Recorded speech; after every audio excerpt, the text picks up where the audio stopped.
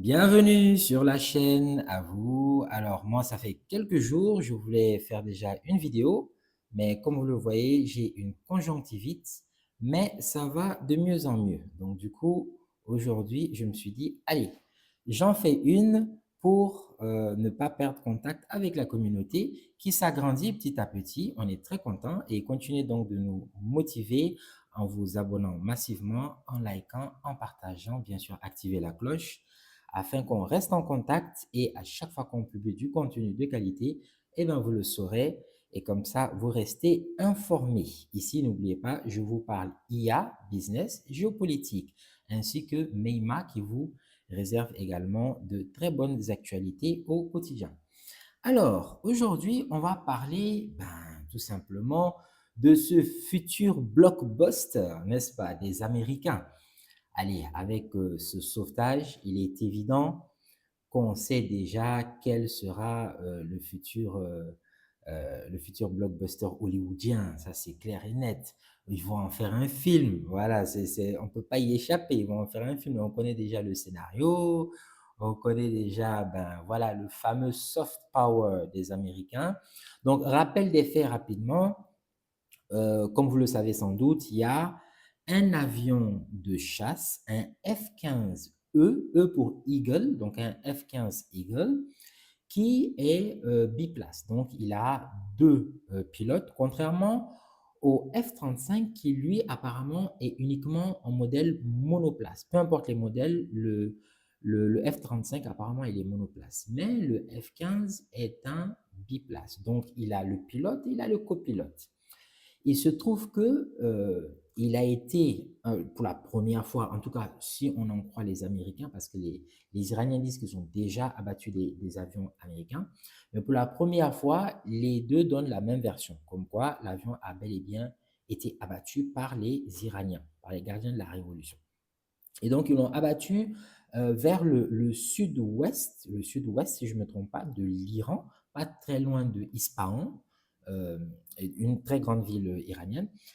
Et donc, quand ils l'ont abattu, en fait, les deux pilotes, ils se sont éjectés, hein, pour procédure de sécurité. Et quand ils se sont éjectés, au bout de quelques heures, en fait, les Américains, et généralement même les grandes puissances militaires hein, occidentales, parce que vous verrez que du côté du sud global, même des grandes puissances comme la Russie, la Chine, hmm, peut-être qu'ils font des sauvetages comme ça, mais en tout cas, c'est pas très médiatisé. Et apparemment, c'est pas si voilà, ce n'est pas si prioritaire, hein, en tout cas si on en croit les médias et de ce que j'ai pu constater au cours des différents événements géopolitiques.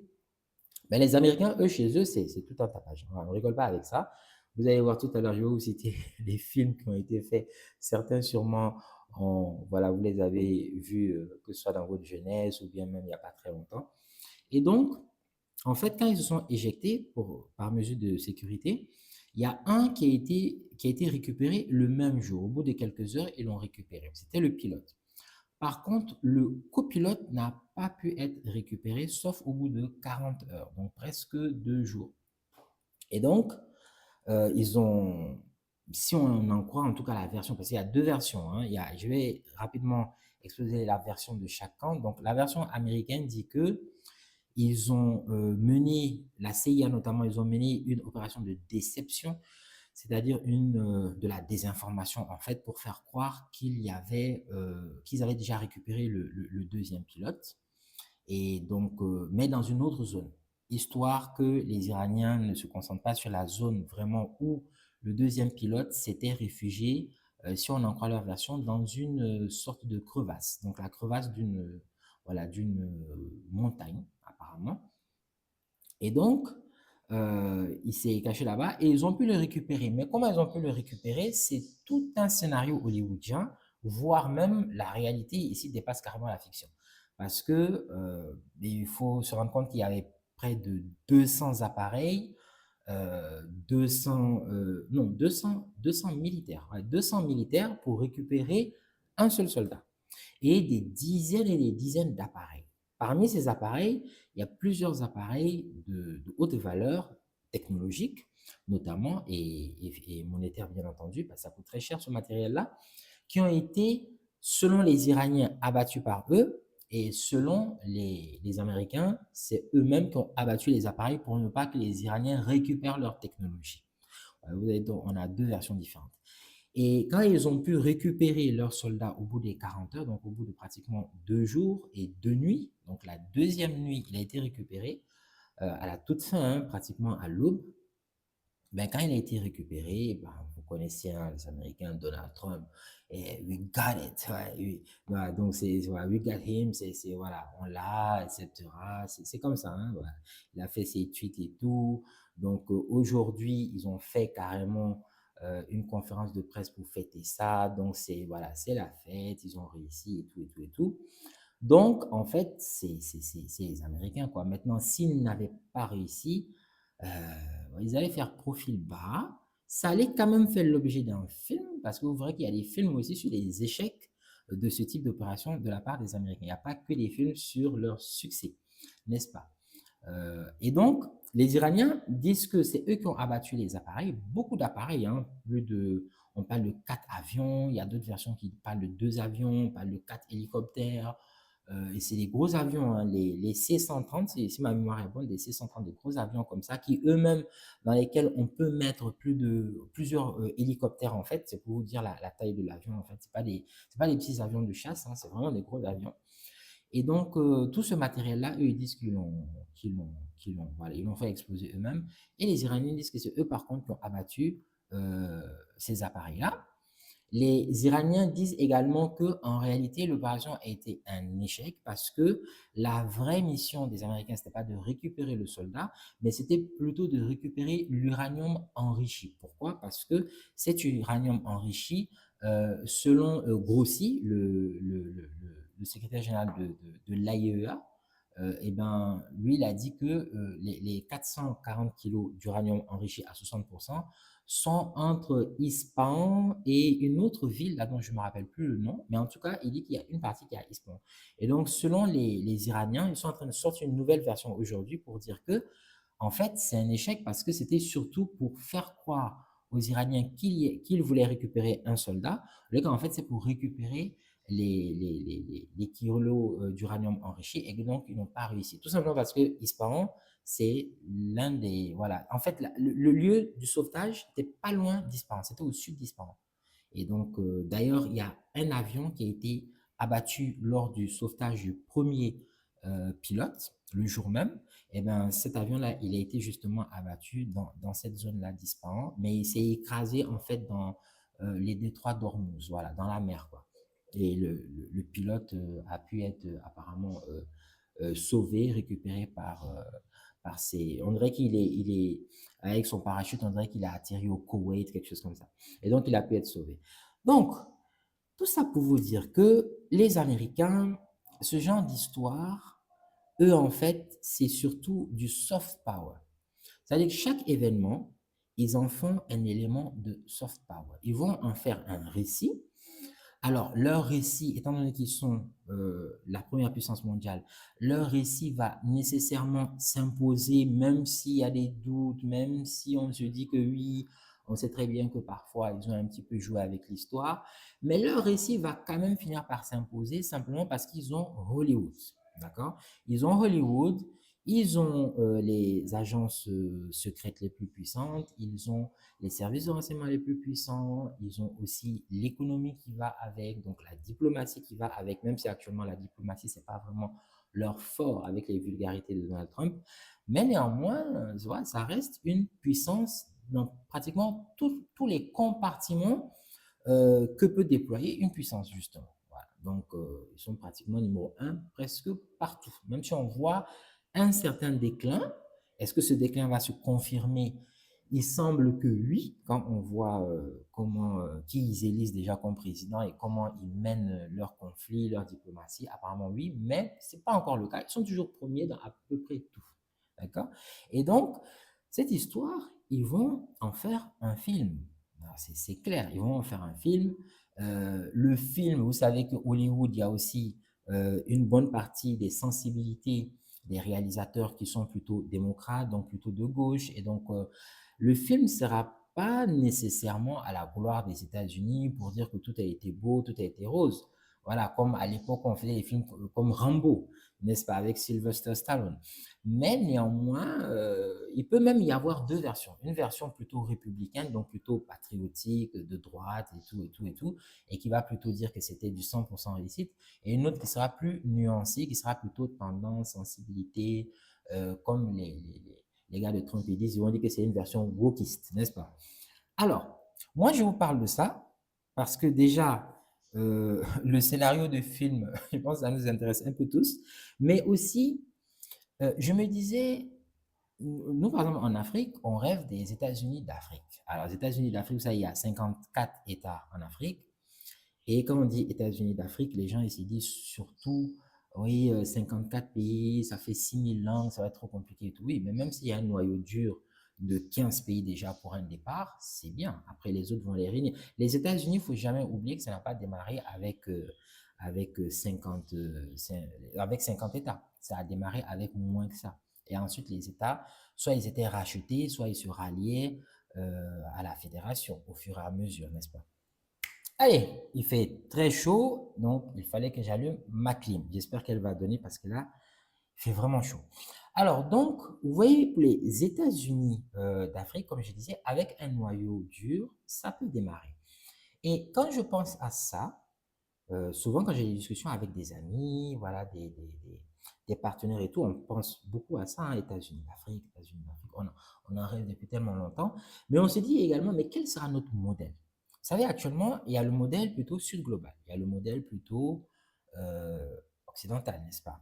Sud global, on a qui? On a la Chine, on a la Russie, on a l'Iran.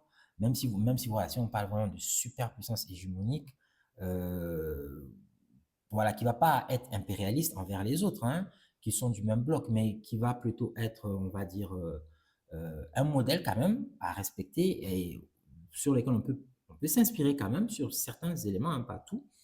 Eh bien, ce serait plutôt la Chine et la Russie, n'est-ce pas? Sur le sud global, pourtant, c'est ces deux-là qu'on a. Même si on a d'autres puissances plutôt moyennes, hein, Brésil, Indonésie, Turquie, tout ça, n'est-ce pas? Côté occidental, on connaît déjà hein, États-Unis, Europe dans une moindre mesure, mais surtout États-Unis. Et vous voyez, si demain, il y a les États-Unis d'Afrique, on va s'inspirer plutôt de quel modèle? Ou bien est-ce qu'on va créer notre modèle à nous? Vous voyez, le modèle des pays comme la Chine, la Russie et tout, c'est surtout le sacrifice pour le collectif, n'est-ce pas? Les Occidentaux, ils interprètent ça bien sûr de façon beaucoup moins poétique, beaucoup moins humaniste, parce qu'eux, ils disent, voilà, chair à canon, oui, ils ne respectent pas la vie humaine, ils ne respectent pas leurs soldats. Les Américains, par contre, selon les Occidentaux, les Américains et les Européens aussi sont beaucoup plus nobles et accordent beaucoup plus de valeur à la vie humaine parce que voilà, pour un soldat, par exemple, ici, vous voyez qu'ils ont dépensé en matériel, on parle de 200 et quelques millions de dollars gaspillés, en fait, éclatés comme ça, hein, voilà, qui a été explosé, que ce soit les Iraniens qui l'ont explosé eux-mêmes, comme ils disent. En tout cas, c'est 200 et quelques millions de dollars de matériel, voire beaucoup plus. 200 militaires mobilisés pour en sauver un. Voilà, sans compter tous les risques et tout. Donc, eux, ils disent que c'est la preuve que les Occidentaux, eux, ils accordent plus de valeur à la vie humaine. Les Chinois, les Russes, c'est pas qu'ils font pas des sauvetages, mais eux, leur mentalité, ainsi que les Iraniens, ben, les Iraniens vont parler de martyrs, voilà, ils vont dire que ça a de la valeur parce que la personne, il s'est sacrifié, il a donné sa vie pour son pays pour sa religion, pour sa culture. Bon, les Occidentaux de l'autre côté, ils vont dire que non, c'est plutôt de la martyrologie. Voilà, donc en fonction de où vous vous situez, effectivement, les discours vont changer et on ne va pas accorder de la valeur à un même événement. Parce que, ouais, on ne va pas accorder la même valeur à un même événement suivant de quel bloc on se situe. Donc, nous, Africains, si demain on fait les États-Unis d'Afrique, c'est pour être aussi une puissance. Vous voyez, c'est pour être une puissance dans tous les cas, hein. Je me rappelle même Sonko, Ousmane Sonko, le Premier ministre du Sénégal, il disait dans une interview, hein, si ma mémoire est bonne, il disait que le Sénégal à lui tout seul, même si le Sénégal se développe, ne peut pas être une puissance. Il faut qu'il y ait plusieurs pays africains qui forment un bloc pour devenir une puissance, parce que la puissance est aussi liée à la superficie et à la démographie. Voilà, parce que pour faire puissance, il faut être nombreux, démographie, il faut être puissant économiquement et tout. Donc, ça dépend de la démographie et aussi de la superficie, n'est-ce pas? Donc, voilà. Et c'est pour ça d'ailleurs que la Suisse n'est pas une puissance, même si c'est un pays très riche. Le Qatar n'est pas une puissance, même si c'est un pays très riche, n'est-ce pas? Et donc, nous, notre modèle, ce sera quoi? Est-ce qu'il y a un modèle sur lequel on peut se baser? Est-ce que ce sera un mix de ces deux tendances-là, historiques? Est-ce qu'il y a un modèle propre à nous? Et donc, parce que dans tous les cas, si on veut faire puissance, il va bien falloir que nous aussi, on ait une forme de soft power. Or, le soft power, ça passe par la culture, donc Hollywood, comme j'ai dit, hein, ça passe par l'économie, euh, ça passe par tous ces éléments-là. Ça ne passe pas que par le militaire, ça passe aussi par les événements, les vecteurs de puissance douce, donc soft power. Et donc, quel sera notre modèle? En tout cas, les Américains, eux, ils ont leur modèle, ils le déroulent, ça c'est clair et net, ça ne va pas changer. Bon, pour les films, vous vous rappelez de Rambo le 2, 1985, donc il y a Stallone, il retourne au Vietnam pour aller chercher des soldats oubliés. Vous avez Sauvé le soldat Ryan 1998 avec Tom Hanks. Et donc, ça, ce film-là, ça a été oscarisé et tout. Vous avez Behind Enemy Lines, donc en 2001.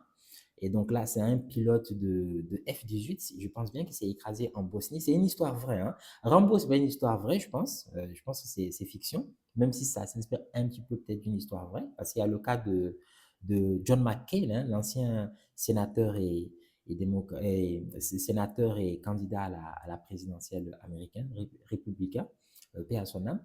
Donc lui, il avait été capturé par les Vietnamiens pendant, il a fait 5 ans de prison et tout. Il a même refusé d'être libéré. Donc Rambo ne parle pas de l'histoire de John McCain, mais disons que Rambo c'est une fiction, mais qui se rappelle peut-être un petit peu de, voilà, de certains événements, même si c'est carrément une fiction, hein. Voilà. Mais vous avez le cas de John McCain, il y a eu un documentaire dessus, Sauver le soldat Ryan, ça c'est histoire vraie par contre. Behind Enemy Lines, c'est une histoire vraie. Oui, comme je disais, le F-18 s'était écrasé en Bosnie. C'était écrasé en Bosnie et il s'appelait Scott O'Grady. Scott O'Grady, je pense bien. Donc c'est inspiré d'une histoire vraie. Et ouais, vous avez d'autres films comme ça. Donc, ils en font des films. Alors, bien sûr, ça, c'est des films positifs. Il y a des films aussi où ils ont échoué et ils en font un film dessus. Par exemple, vous avez, euh, ouais, voilà, la chute du Faucon Noir. N'est-ce pas? Black Hawk Down. Black Hawk Down. Black Hawk, c'est les hélicoptères, là. Les hélicoptères américains, c'est un modèle d'hélicoptère américain. Black Hawk, ça veut dire Faucon Noir. Donc, Black Hawk Down, la chute du Faucon Noir. Et ça c'était trois hélicoptères, hein, si ma mémoire est bonne, qui s'étaient écrasés en Somalie. Et je pense qu'il y avait un ou deux, je ne sais plus, soldats qui avaient été traînés comme ça. Ouais, c'était horrible à voir et tout, ça a traumatisé les Américains. Ils ont quand même fait un film dessus, hein, pour vous dire. Voilà, moi, ma crime n'a toujours pas donné. Donc, voilà, c'est ce que je voulais partager avec vous aujourd'hui. En commentaire, donnez-moi votre avis. Voilà, cette tendance des Américains pour le soft power, pour transformer ces événements-là militaires, économiques, surtout militaires, en récit, voilà, de pouvoir, un récit de pouvoir. Et nous, les Africains, est-ce qu'on peut avoir un modèle comme ça lorsque nous aussi on aura les États-Unis d'Afrique? Ben, j'aimerais avoir votre avis là-dessus en commentaire. On se dit à très bientôt. N'oubliez pas de liker, partager, abonnez-vous, activez la cloche. On se dit très vite. Priez pour moi, je soigne cette conjonctivite-là qui est terrible. Il fait super chaud ici. Et donc, on se dit à très vite. Je vous reviens très, très bientôt. Portez-vous bien. Ciao.